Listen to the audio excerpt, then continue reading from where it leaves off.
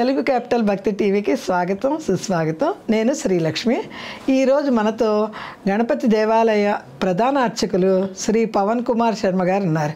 పవన్ కుమార్ శర్మ గారు నమస్కారం అండి. నమస్కారం అండి శ్రీలక్ష్మి గారు. పవన్ కుమార్ శర్మ గారు, చండీశ్వరుడు గురించి వింటూ ఉంటామండి. చండీశ్వర ప్రదక్షిణ వేరుగా ఉంటుందంటారు. అసలు ఆయన వృత్తాంతం ఏంటండి? శ్రీ గణేశాయ నమః. ఓం నమో చండీశ్వరాయ నమః. శివభక్తాయ శుద్ధాయ శివాఘ్న పరిపాలనే నిర్మాల్య పరితుష్టాయ చండీశాయ నమో నమః. నమః శివాయ. తెలుగు క్యాపిటల్ భక్తి ఛానల్ వీక్షకులందరికీ కూడా ఆ గణపతి అనుగ్రహంతో సుభిక్షంగా ఉండాలని కోరుకుంటూ చండీశ్వరి గురించి తెలుసుకుందాం మనం ఇవాళ. మనకి శివ కుటుంబం పరిచయమే, ఎందుకంటే ఇదివరకు మనం ఒకసారి చెప్పుకున్నాం కాబట్టి శివ కుటుంబం పరిచయమే. శివ కుటుంబంలో చాలా విశేషమైన వ్యక్తులు ఉంటారు. అందులో ఈ చండీశ్వరుడు కూడా ఒక్కడు. చండీశ్వరుడు కూడా ఈయన భూలోకంలో మానవ అవతారంలో పుట్టినటువంటి మహాపురుషుడు. ఈయన వృత్తాంతాన్ని తెలుసుకుందాం. శివుడు ఎంత భక్త సులభుడంటే ఆయన ప్రేమ ఎలా ఉంటుందయ్యా అంటే, మనం ఆయనే అని నమ్మి కొలిచినప్పుడు ఆయన్నే ఇచ్చేస్తాడు. అంతటి గొప్పవాడు శివుడు. అందులో ఈ చండీశ్వర వృత్తాంతాన్ని కూడా చాలా విశేషంగా చెప్తారు. చండీశ్వర వృత్తాంతాన్ని భగవతానుగ్రహంతో అందరం కూడా తెలుసుకున్నాం. చండీశ్వరుడు యొక్క కథని ఒకసారి మళ్ళా అందరికీ పరిచయమే, కానీ మళ్ళీ ఒకసారి చెప్పుకునే ప్రయత్నం చేద్దాం. పూర్వము భూలోకంలో ఒక బ్రాహ్మణ కుటుంబం ఉండేది. వారికి ఒక మగ సంతానం కలిగింది. ఈయన పేరు విచార శర్మ అని పెట్టారు. ఈయన నిత్యము కూడా ఈయన పెరిగి పెద్ద అవ్వడం, అన్ని శాస్త్రోక్తంగా చేస్తుండడం, అలాగే ఇంక వేదం నేర్పించడం, తద్వారా వేద పఠనం చేస్తుండడం, ఇలా ప్రతిరోజు కూడా జరుగుతూ ఉండేదట. అయితే ఈ విచార శర్మ ప్రతిరోజు కూడా వేదపారాయణ చేస్తుండేవాడు, తల్లిదండ్రుల్ని ఎంతో పూజిస్తుండేవాడు. అపార శివభక్తుడు ఈయన. అపార శివభక్తుడు. అవునండి. అలాగా అపార శివభక్తుడు, వేదపారాయణ చేస్తూ ఉండేవాడు. నిత్యము కూడా భగవన్నామాన్ని తలుచుకుంటూ ఉండేవాడట. అయితే ఈయన ప్రతిరోజు కూడా ఇంటికి వెళ్ళే మార్గంలో, వేదం చదువుకుంటూ ఇంటికి వెళ్ళే మార్గంలో కొన్ని ఆవులు మొత్తం కూడా మేత మేస్తూ ఉండేట. దాన్ని కొంతమంది గోపాలకులు చక్కగా అక్కడ ఆ గోవుల్ని కాస్తూ అలా ఉండేవారట, సంరక్షించుకుంటూ ఉండేవారు. ఈయన కూడా ప్రతిరోజు అలా వెళ్ళి వస్తూ ఉండడంలో కొంతకాలం తర్వాత అలా వెళ్తుండగా గమనించాట, ఈ గోపాలకులందరూ కూడా ఆ ఆవుల్ని సరైన సంరక్షణ చేయక, వాటికి ఎక్కడ మేత పెట్టాలో అక్కడికి పెట్టక, వాటిని కొడుతూ హింసిస్తూ ఇలా ఎంతో బాధ పెడుతూ ఉండేవారట. ఇది చూసినట్టు విచారశర్మకి చాలా బాధ కలిగిందట. అందుకని వారితో ఇలా అన్నాడట, ఇలా గోవుల్ని సంరక్షించడం ఇలా కాదు, గోపాలకులు నేను సంరక్షిస్తాను, మీరు ఈ గోవులని కూడా నేను కాపాడుతాను, మీరు ఇంకొక పని ఏమన్నా చేసుకోండి అని చెప్పి అక్కడి నుంచి పంపించి వేశారట. అందులో వేద పండితుడు అందరూ చక్కగా విన్నారట. విని వెళ్ళిపోయారట. ఈయన కూడా ప్రతిరోజు కూడా ఆ వేదపారాయణ చేసుకుంటూ ఆ గోవులకంటూ అక్కడే ఒక గీతలాగా గీసి అక్కడే కూర్చొని వేదాన్ని వల్లవేస్తూ ఉండేవాట ప్రతిరోజు కూడా. అలా వేదాన్ని చదువుతుండగా ఆ గోవులన్నీ కూడా ఆ వేదాన్ని వింటూ ఉండేట. ఇప్పటికి కూడా మంచి సంగీతం వస్తే పశుపక్షాదులు కూడా వశమైపోతాయి. అవునండి. అలా సుస్వరంతో చెప్పేటువంటి వేద మంత్రాలకి గోవులన్నీ కూడా పులకించిపోయేట. ప్రతిరోజు కూడా వింటూ ఉండేట. అలా ప్రతిరోజు కూడా వేదపారాయణ చేస్తూ ఉండడం అలా జరుగుతూ ఉండేట. కొంతకాలం గడిచిన తర్వాత ఈయన కూడా అక్కడ ఉండేటువంటి మట్టితో చిన్న శివాలయాన్ని నిర్మించుకొని, ఏ రోజు శివలింగం ఆ రోజు అన్నట్టుగా శివాలయాన్ని నిర్మించుకొని అందులో చిన్న శివలింగాన్ని స్థాపన చేసి ప్రతిరోజు కూడా ఆ శివలింగం శివుడిగా భావించి, పరమేశ్వరుడు ఎక్కడ ఉన్నట్టుగా భావించి ఆ వేదపారాయణ చేస్తూ ఉంటాడు. ఎలా అలాంటి అంటే కళ్ళు మూసుకొని నిత్యము కూడా వేదాన్ని స్మరణ చేస్తూ ఉండేవాడు, వేదాన్ని పఠిస్తూ ఉండేవాట. ఈ గోవులన్నీ కూడా చక్కగా వినేయట.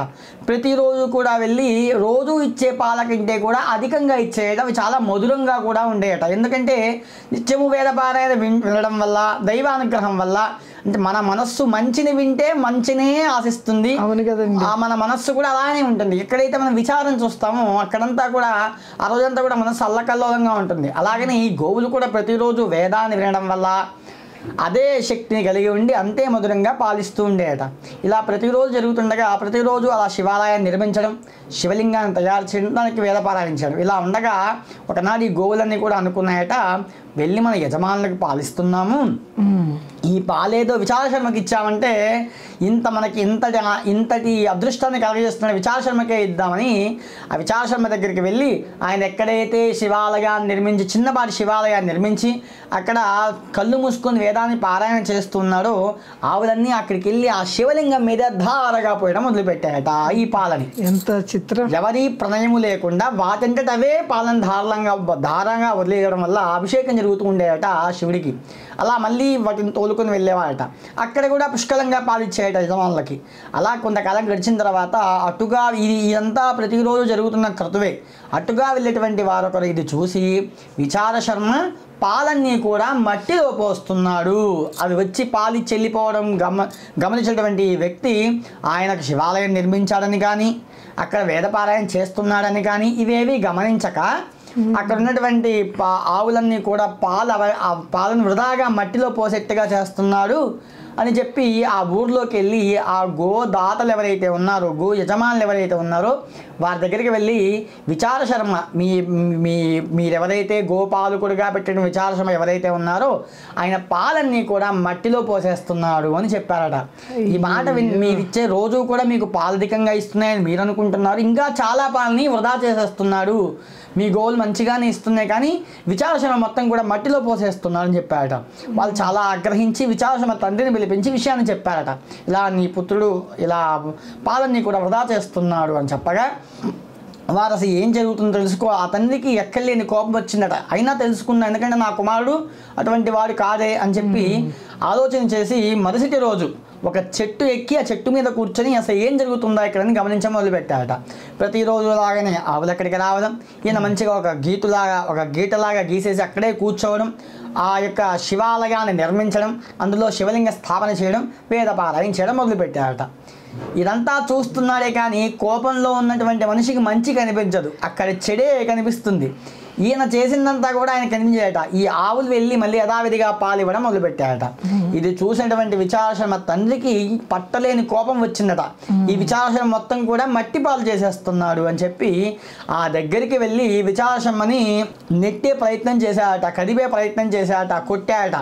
విచార శర్మ ఎంతటి ధ్యానంలో ఉన్నాయంటే కళ్ళు మూసుకొని నేను కైలాసంలో ఉన్నాను, కైలాసంలో ఉన్నటువంటి శివపార్వతుల దగ్గర నేను కూర్చున్నాను, ఆయన దగ్గర నేను వేదం చదువుతున్నాను, ఈ భౌతిక ప్రపంచాన్ని మొత్తం కూడా త్యజించి వేశాడు. దృష్టిలో ఆయన ఆ కైలాసంలో ఉండి శివపార్వతుల దగ్గర కూర్చొని వేదపారాయణ చేసే విషయం మాత్రమే ఆయన మనస్సులో ఉందట. ఆయన ఆలోచన శరీరం అంతా కూడా కైలాసంలో ఉన్నట్టుగానే అయిపోయిందట. పూర్తిగా ధ్యాన నిమగ్నై ఉన్నాడట ఆయన. అయితే ఇంత కదిపినా ఆయన కదగపోవడంతో చాలా కోపం వచ్చి ఎవరైతే ఆయన మట్టిగా కట్టినటువంటి ఆ శివాలయం అని అనుకుంటున్నాడో దాని మీద కాలుతో పెద్దగా తన్ని శివలింగాన్ని మొత్తం కూడా చిన్నాభిన్నం చేశాడట. ఇది ఒక్కసారిగా ఇది జరిగేసరికి ఆ విచార శర్మకి ఒక్కసారిగా కళ్ళు తెరిచి ఏమిటా అని ఇలా చూడగానే తన తండ్రి అమితమైన ఘోరం చేశాడు. ఏమిటి? శివాలయాన్ని కాలుతో తన్నడం, శివలింగాన్ని చెదపడం వల్ల ఆయనకి ఎక్కలేని ఘోరమైనటువంటి పాపాలు చుట్టుకుంటాయి అని గ్రహించాడట ఈ కుమారుడు. శివాలయాన్ని ఎప్పుడైతే కాలుతో తన్నాడో ఈ విచార శర్మకి చాలా కోపం వచ్చి తండ్రిని వదిలేస్తే తండ్రి చేసినా అది పాపమే, ఇది వదిలేంటే ఈయనకి జీవితంలో ఎప్పుడు ఎన్ని జన్మలెత్తినా కూడా నరకలోక ప్రాప్తమే కలుగుతుంది, ఈయనకి ముక్తి కలిగించాలని చెప్పి తన పక్కనే గోవుల్ని కాచడానికి వచ్చినటువంటి కత్తితో ఆ యొక్క తండ్రి యొక్క కాళ్ళని ఖండించి వేశాడట విచార శర్మ. ఎప్పుడు తండ్రి ఒక్కసారిగా ఆ మెలకువ రాగానే తండ్రి అలా పడిపోయి ఉండడం చూసిన విచారణ చాలా బాధ కలిగిందట. అయినా శివాపరాధం చేసేటువంటి అనేటువంటి ఆలోచనలు ఉన్నాడట. ఎంబడే శివుడు ఇంతటి భక్తికి మెచ్చి ఆ శివలింగం ఏదైతే చిదిమాడో ఆ శివలింగంలోంచి ఆవిర్భవించాడట పరమేశ్వరుడు. నాయన విచార శర్మ, నిత్యము నా పారాయణ చేస్తున్నావు, అలాగనే ఎట్టడి పరిస్థితుని తండ్రిని కూడా లెక్క చేయక నేనే తండ్రిగా భావించి నువ్వు ఇంతటి కార్యానికి పూనుకున్నావే అని చెప్పగా చాలా సంతోషించాట, నమస్కరించాట. తండ్రిని ఆయన యథావిధిగా ఆ కాళ్ళను రప్పించేశాడట పరమశివుడు. అయితే ఇంకా ఈయన ఆనందం, పరమశివుడి యొక్క ఆనందం తగ్గలేదు. ఇంకా నీకేదో ఇవ్వాలి. ఏమి ఇవ్వాలి? ఈ సృష్టిలో ఏదైతే ఉంటుందో ఈ భువన భాండాలన్నీ కూడా నాకు పెట్టేటువంటి ఆహారం నా భార్యకి దక్కుతుంది. ఎవరికైనా కూడా భర్త తిన్నటువంటి కంచంలో తినేటువంటి అధికారం భార్యకి మాత్రమే ఉంటుంది, కుమారులకు కూడా లభించదు. అది ఇవ్వకూడదు కూడా శాస్త్రం. ఇవ్వకూడదు బిడ్డలకు కూడా. తండ్రి తిన్నటువంటి భర్త తిన్నటువంటి కంచంలో భార్య మాత్రమే స్వీకరించాలి.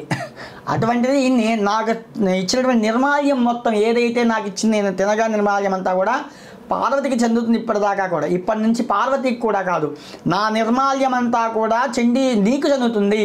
నువ్వు ఈశ్వర శబ్దంతో చండీశ్వరుడుగా వెలుస్తావు అని చెప్పి దేహంతోనే కైలాసానికి తీసుకెళ్ళాట పరమశివుడు. అంటే చూడండి ఎంతటి అదృష్టాన్ని కలగజేశాడు. పరమేశ్వరుడు యొక్క అనుగ్రహం ఉంటే గణాల్లోకి ఒక గణం చండీశ్వరుడు కూడా. అందుకని ఆయన అనుగ్రహం ఎలా ఉంటుంది అంటే చండీశ్వరుడిని స్వదేహంతో తీసుకెళ్ళాట. ఇక కుమారస్వామికి కానీ గణపతికి కానీ పార్వతికి కూడా అధికారం లేదు. నాకు సమర్పించిన ఏ పదార్థమైనా కూడా నీకు మాత్రమే దక్కుతుంది. నా భక్తులకు కూడా నీ నుంచి ఆ ప్రసాదం రావాల్సిందే కానీ నాకు కూడా ఇచ్చే హక్కు లేదని చెప్పాడట. అందుకనే మనం శివాలయానికి వెళ్తే అభిషేకం పూర్తయిన తర్వాత ఆ నిర్మాల్యాన్ని ఉత్తరంలో పెట్టేసి పానవట్టం ఏదైతే ఉంటుందో అక్కడ చండీశ్వరుడు ఉంటాడు, ఆయనకి సమర్పించేసి ఆయనకి చూపించి చిటిక వేసి ఆ యొక్క ప్రసాదాన్ని తీసుకోవాలి. ఎందుకు చిటిక వేయాలి అనే సందేహం వస్తుంది. ఎందుకంటే ఆయన చాలా ధ్యాన రూపంలో ఉంటాడు, ధ్యాన స్వరూపంతో ఉంటాడు. ఆ ధ్యానం నుంచి ఎప్పుడు కూడా కళ్ళు తెరవడు, ఎప్పుడు శివనామాన్ని మనసు చెప్పుకుంటూ కళ్ళు మూసుకునే ఉంటాడు. మనము ఈ ద్రవ్యం పరమేశ్వరుని వరం ఏమిటి, నా ద్రవ్యం అంతా కూడా నీకే చెందుతుంది అని. అంటే పరమేశ్వరుడు కూడా అక్కడ ఇచ్చే హక్కు ఇవ్వలేదు ఇక. అందుకని ఆ ప్రసాదాన్ని చండీశ్వరికి వెళ్ళిపోతుంది కాబట్టి ఆయన ఇచ్చే హక్కు చండీశ్వరికి ఉంటుంది. అందుకని చండీశ్వరికి వెళ్ళి తిరిగి ఒక చిటిక వేయడం వల్ల, ఇలా శబ్దం చేయడం వల్ల కళ్ళు తెరుస్తాడట. ఆ ప్రసాదాన్ని ఆయనకి చూపించి, స్వామి ఇదిగో స్వామివారి నిర్మాల్యం ప్రసాదంగా తీసుకెళ్తున్నాం అనుగ్రహించండి అనగానే తదాస్తు అంటాడు. కళ్ళు ఒక క్షణమే తీసి తదాస్తు అంటూ మళ్ళీ ధ్యాననిమగ్నంగా వెళ్ళిపోతాడు స్వామివారు. అప్పుడు మన ప్రసాదాన్ని స్వీకరించి ఇంటికి తెచ్చుకోవాలి. అలా అంతేగాని కొన్ని చోట్ల శివాలయంలో పెట్టిన ప్రసాదాన్ని ఇంటికి తీసుకురాకూడదు, ఇలాంటి నియమాలు ఉంటాయి. ఇవన్నీ భగవంతుడి ప్రసాదాన్ని తీసుకోకపోతే ఎంతటి అపనిందలు వస్తాయో, ఎంతటి సమస్యలు వస్తాయో మనకి సత్యనారాయణ వ్రతంలో చెప్తూనే ఉంటాం కదా. అందుకని ఏ ప్రసాదమైనా అంతటి శక్తి కలిగి ఉంటుంది. పరమేశ్వరుడి యొక్క అనుగ్రహం కూడా అలానే ఉంటుంది. అందుకనే ప్రసాదాన్ని స్వీకరించాలి. కానీ చండీశ్వరుడికి ఈ యొక్క సమర్పించిన ప్రసాదాన్ని స్వామికి చెప్పి చిటిక వేసి ఒక్క చెప్పట్లా కొట్టి ఆయన ధ్యానవిఘ్నం నుంచి బయటికి వచ్చిన తర్వాత స్వామి ప్రసాదాన్ని స్వీకరిస్తున్నాను అనుగ్రహించండి అని చెప్పి తీసుకోవాలట. తద్వారా శివ అనుగ్రహం కలుగుతుంది, చేసిన పూజకి సంపూర్ణ ఫలితం లభిస్తుంది. అందుకనే మనం మహన్యాసం అంతా పూర్తి అయిపోయిన రుద్రాలు చేస్తాం, 11 రుద్రాలు చేస్తాం. ఒక్కొక్క రుద్రానికి అర్చన ఉంటుంది. అప్పుడు చివరిలో ఉత్తరతో చండీశ్వరాయ నమః పూర్వ నిర్మాల్యం విసర్జ్య అని చెప్పి అప్పటిదాకా పూజా ఫలమంతా కూడా చండీశ్వరికి అప్పచెప్పేస్తాం. మళ్ళీ ఇంకొక రుద్రాన్ని మొదలు పెట్టుకుంటాం. అందుకని చండీశ్వరుడికి ఈ యొక్క ప్రసాదాన్ని అప్పచెప్పిన తర్వాత తద్వారా చివరిలో ఆయన అనుమతితో మాత్రమే మనం ఈ ప్రసాదాన్ని స్వీకరించాలి. ఇది చండీశ్వర వృత్తాంతం. శివానుగ్రహం వల్ల మానవ దేహంతో ఉన్నటువంటి మనిషి కూడా శివుడి యొక్క అనుగ్రహంతో కైలాసానికి చేరుకుంటాడు. అంతటి భక్తి ఉండాలి. అందుకని భక్తే చాలా ప్రధానంగా చెప్తారు శివార్చకులందరూ కూడా. శ్రీ గణేశాయ నమః. శివభక్తాయ శుద్ధాయ శివాజ్ఞ పరిపాలనే నిర్మాల్య పరితుష్టాయ చండీశాయ నమో నమః. శ్రీ గణేశాయ నమః.